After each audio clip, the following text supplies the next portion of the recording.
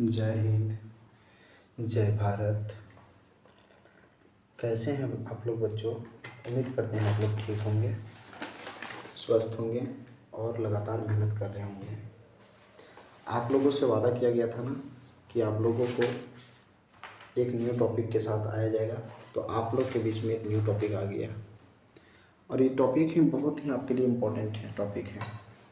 और आप सिर्फ पेशेंस बनाइए, क्वेश्चन को केवल आप देखिएगा, आपको इतना समझ में आएगा ना क्या बतावें। ये क्लास 9th हो गए, 8th हो गए, 7th हो गए, 6th हो गए, 7, 8, 9, 10, 11, 12 के बच्चे आप लोग केवल इस वीडियो को देखिए और केवल 6 क्लास के स्टूडेंट इस वीडियो को लिखेंगे। ये क्लास 6 का एनसीईआरटी का क्वेश्चन है, लेकिन पता है ये सेकंड लेसन है, लेकिन हम आप लोगों को ये क्लास 6 का है, लेकिन हम आप लोगों को देखने क्यों बोल रहे हैं? क्योंकि इतना बेहतर आप कभी नहीं देखे होंगे, ना ही कभी सुने होंगे। हम आपको इतना बेहतर कंटेंट आप लोग के बीच में लाए हैं ना कि आप लोगों को लगेगा कि हाँ सर कुछ हम लोग सीख रहे हैं। चलिए ठीक है, समय को ना गवाते हैं, हम बात करते हैं पहले क्वेश्चन पर। हम सबसे पहले टॉपिक पे बात करते हैं। कैसे बात करेंगे क्वेश्चन ध्यान से देखिएगा। चैप्टर नंबर 2 है, उसका नाम है अखेट खाद्य संग्रह से भोजन तक, उत्पादन तक। आखेट जो थे, आखेट मतलब होता है शिकारी लोग। शिकारी लोग जो होते थे ना, शिकारी लोग, वो शिकारी लोग जो हैं वो खाना को जमा करने लगे। पहले वो शिकार करते थे पहले के लोग, उसके बाद वो धीरे धीरे वो खाना को जमा करने लगे, भोजन को जमा करने लगे। और भोजन को जमा करने के बाद फिर वो क्या हुआ, धीरे धीरे वो भोजन का उत्पादन करने लगे। इसका मतलब यही होता है, इस कहानी में, इस चैप्टर में वही लिखा हुआ है कि पहले के लोग पहले शिकारी थे, शिकारी करते थे, लेकिन शिकारी के बाद वो लोग खाना को जमा करने वाले बने, खाद्य संग्राहक बने। और खाद्य संग्रह करने के बाद वो क्या करने लगे, भोजन को उत्पादन करने लगे। तो पहला टॉपिक हम लोग का है आखेट। आखेट का मतलब होता है शिकार। आखेट का मतलब क्या होता है, शिकार। और शिकार देखो, आखेट मतलब शिकार, शिकार से लेकर खाना संग्रह, मतलब खाना संग्रह मतलब खाना जमा करने तक। और खाना जमा करने के बाद वो भोजन को उत्पादन करने लगे, वो भोजन को जमा करने लगे। तो आखेट का मतलब होता है, आखेट से खाद्य संग्रह तक चलेंगे हम पहले। हाँ तो डियर, आरंभिक मानव मतलब आरंभ में जो मानव थे वो आखिर वे इधर उधर क्यों घूमते थे? आपका ये सवाल होगा। पहले के जो लोग होते थे ना, वो एक जगह आज 15 दिन यहाँ रहेंगे, 15 दिन कहीं और, 15 दिन कहीं और, ऐसा रहते थे। या 1 महीना यहाँ, 1 महीना कहीं और, 1 महीना कहीं और, ऐसा क्यों होता था? तो बोलते हैं संसाधनों की खोज के लिए। अब संसाधन की खोज के लिए का मतलब होता है जैसे भोजन हो गया और जल के लिए। आरंभिक में जो मानव होते थे, पहले जो मानव होते थे ना, वो खाना की तलाश में लोग इधर उधर चला भटकते थे, खाना की तलाश में। पहले अभी आप लोगों को क्या है, हम लोगों को क्या है, हम लोग को एक तरह का लोभ हो गया है। क्या लोभ हो गया है कि चलो हम लोग को खाना है और खाना के साथ हम लोग को साथ बंगला होना चाहिए, तो बड़े बड़े घर होना चाहिए, बड़े बड़े गाड़ियाँ होना चाहिए, पैसा होना चाहिए, मोबाइल होना चाहिए, तरह तरह की हम लोग को इच्छा हो जाती है ना। हमारे पास नौकर चाकर होना चाहिए, ऐसा हम लोग इच्छा करने लगते हैं, इसलिए हम लोग ज़्यादा भटकते हैं।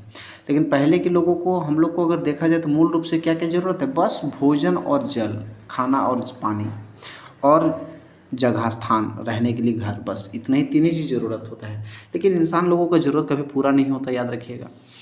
फिर क्या बोलते हैं, दूसरा पॉइंट में क्या था कि आरंभ में मानव जो थे वो आखिर घूमते क्यों थे इधर उधर? तो बोलेंगे संसाधनों की खोज के लिए, जैसे भोजन या जल के लिए।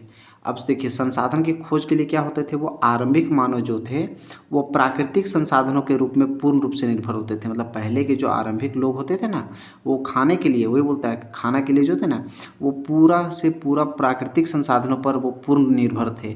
प्राकृतिक संसाधन का मतलब समझते हैं, जैसे फल फूल, पेड़ पौधा के जितने भी, पेड़ पौधा से जितने भी प्राप्त होते हैं ना फल फूल वगैरह, उन पर वो निर्भर होते थे पहले के लोग। उसके बाद अब जब प्राकृतिक संसाधन कमी पड़ गया, जैसे मान लो फल फूल धीरे धीरे ख़त्म हो गया, जब फल फूल ख़त्म हो गया, प्राकृतिक संसाधन जब कमी हो गई, तो वो क्या करने लगे, शिकार करते थे। वो देखो, जब प्राकृतिक संसाधन, मान लो बाबू, जैसे मान लो कोई पेड़ पौधा में फल नहीं मिलेगा, खाने वाले फूल वगैरह नहीं मिलेंगे, है ना, तो अगर वो जब पेड़ पौधे से प्राप्त खाने वाली चीज़ें समाप्त हो जाएगा, तब लोग क्या करने लगेंगे, शिकार करने लगे लोग।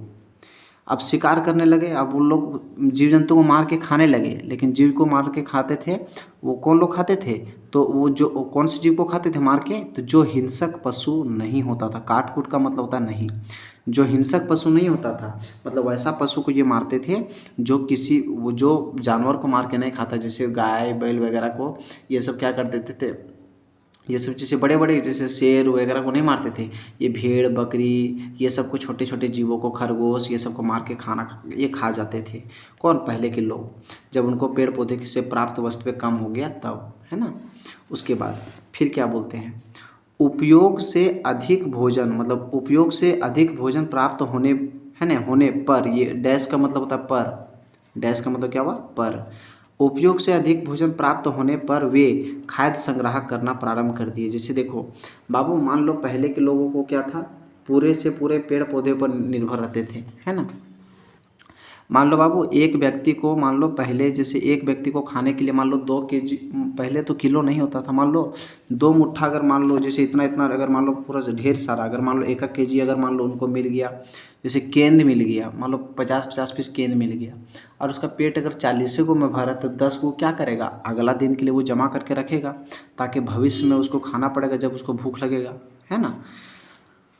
अधिक समय पर वे एक स्थान से रुके रहने पर संसाधन की कमी होती थी, मतलब जब एक ही जगह पर वो लंबे समय तक रह जाते थे ना कहीं पर, तो उससे क्या होता था, आसपास के संसाधन कम पड़ जाते थे बच्चों।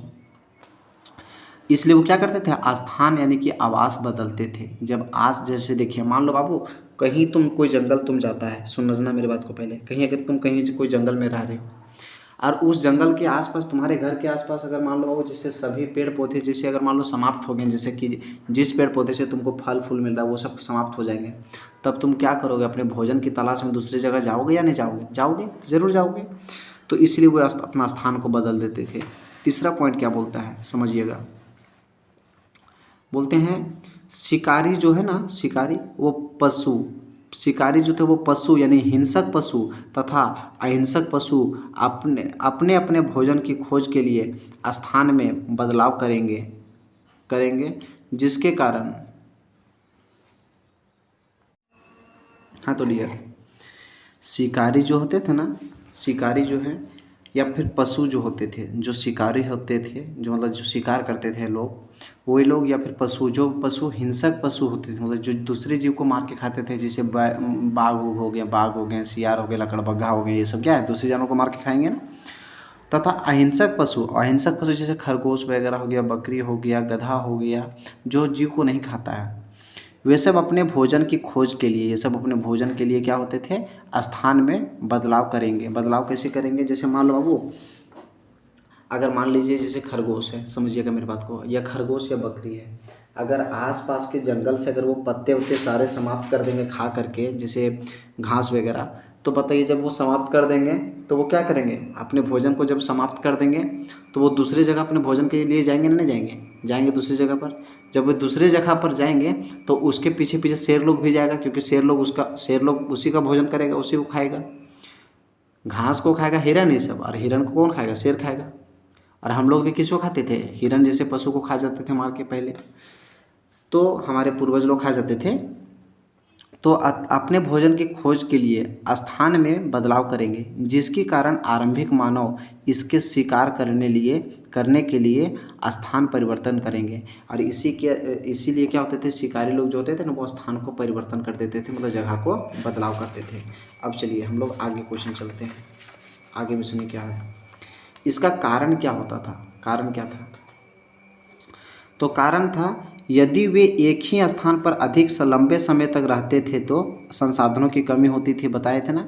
अतः भोजन की प्राप्ति के लिए आवास में परिवर्तन करना होगा। बोलते हैं एक ही जगह पर रहने से वो क्या करते थे, आसपास के सारे संसाधनों को वो खा जाते थे, जैसे जितना भी फल फूल हो गया वो सब खा जाते थे, समाप्त हो जाता था। तो वो क्या करते थे, अपना स्थान को बदल देते थे। दूसरी कारण, तथा साथ ही जीवों को भी कमी अपनी खाद्य पूर्ति के लिए स्थान बदलाव करना पड़ता होगा, इसलिए। और जीव जंतु भी जो होते थे वो सबको भी अपने खाने के लिए वो दूसरे जगह पर जाना पड़ता होगा। प्राकृतिक द्वारा प्रदान संसाधन मौसम पर निर्भर होते थे तथा वे मौसम के अनुसार उपलब्ध होते थे, जिसके कारण लोग उसके उपयोग कर समाप्त कर देते थे, जिसके कारण स्थान में बदलाव करना होगा। मतलब कहने का मतलब है पहले के लोगों जैसे होते थे, वो मान लो जितने भी मान लो फल फूल हैं, वो सब फल थोड़ी ना कि 12वां महीना फलेगा। कुछ फल ऐसे हैं जो मौसम के अनुसार फलते थे। मान लो जैसे कि गर्मी के दिन, अभी मान लो जैसे इस टाइम होता था, इससे पहले गर्मी के दिन आता है तो क्या होता था, केंद उंद पकने लगता है, केंद उंद मिलने लगता है, तो केंद वगैरह हो गया, प्यार वगैरह मिलने लगेगा। और उस समय क्या है, जैसे अगर मान लो ठंडा के दिन में तुम खोजोगे तो नहीं मिलेगा, ठंडा के दिन में तूत मिलेगा। तो मतलब सभी फसल क्या होते हैं, सभी जैसे फल फूल वो मौसम पर भी निर्भर होते थे। इसीलिए मौसम जब बदलाव होगा, तो मौसम जब बदलेगा तो लोग भी तो मतलब फल फूल नहीं मिलेगा तो लोग तो जगह बदलवे करेंगे। मौसम के अनुसार कभी कभी जल की आपूर्ति होती थी, और कभी कभी ऐसा होता था कि जैसे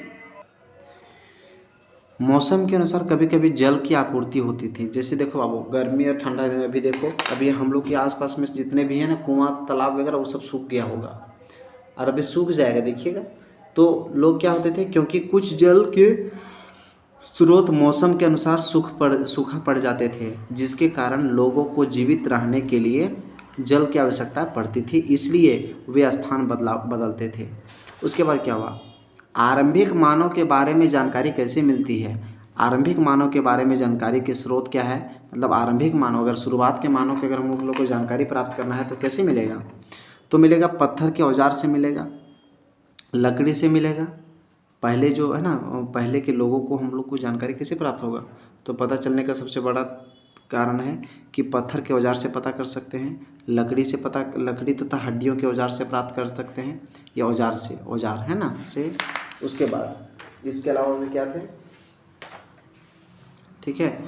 तो अब देखिए, वही वो लिखते हैं हम शॉर्ट नोट्स के रूप में, क्या लिखें, आरंभिक मानव की जानकारी के स्रोत है प्राप्त वस्तुओं के अध्ययन से, मतलब जो हम लोग को वस्तु मिला है उनके अध्ययन करने से प्राप्त हम लोग पता कर सकते हैं। जैसे प्राप्त वस्तु जैसे क्या होता है, लकड़ी हो गया, पत्थर हो गया, हड्डी के औजार से।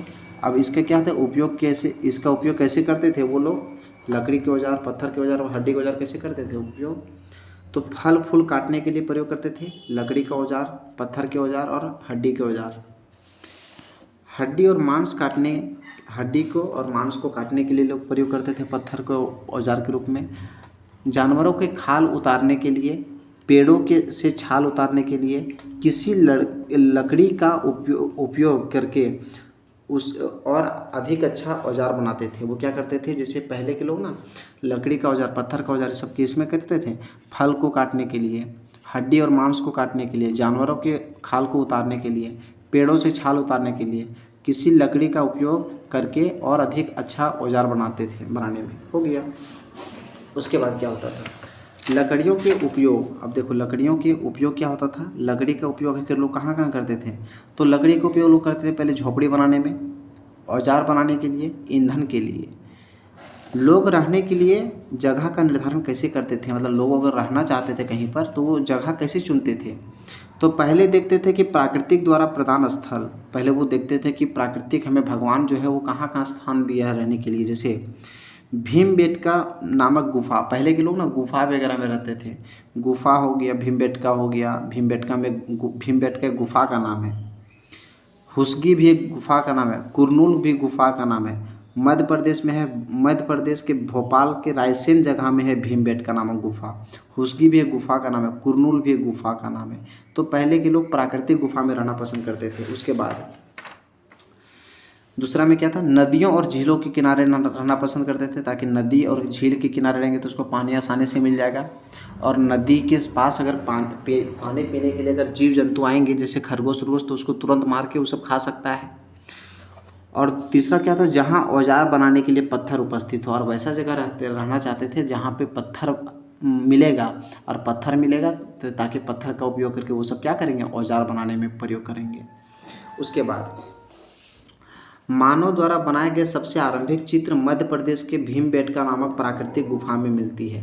मतलब मध्य प्रदेश में ना देखो, इंसान जो थे ना वो सबसे पहले जो चित्र बनाया था ना, वो भीमबेटका के गुफा में बनाया था सबसे पहला चित्र। उसके बारे में हम लोग को जानकारी मिलता है।